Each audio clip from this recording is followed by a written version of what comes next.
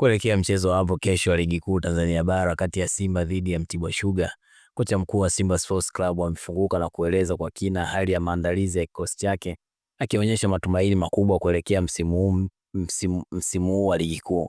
Akizungumza na waandishi wa habari, kocha huyo alianza kwa kusema, nafikiri maandalizi yetu yanaendelea vizuri.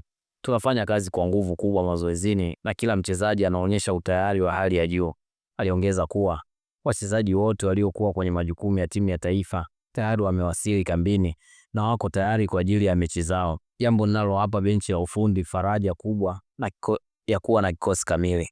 Kocha Baka alisisitiza kuwa Simba inaandaliwa kwenda kutoa ushindani wa kweli katika msimu huu wa ligi kuu, akibainisha kuwa malengo yao ni kupambana katika kila mechi na kuhakikisha wanapata matokeo chanya. Tunajiandaa tukiwa na kikosi kamili na tunataka kuonyesha ushindani mkubwa msimu huu.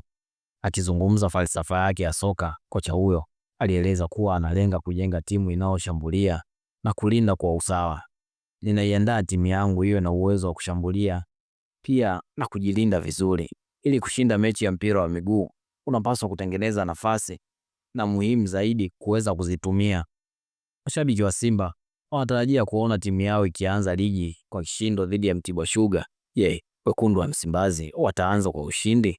Subiri mchezo wa kesho. Usahau kulike, kushare na kusubscribe ili kuendelea kupata habari na matukio ya kimichezo.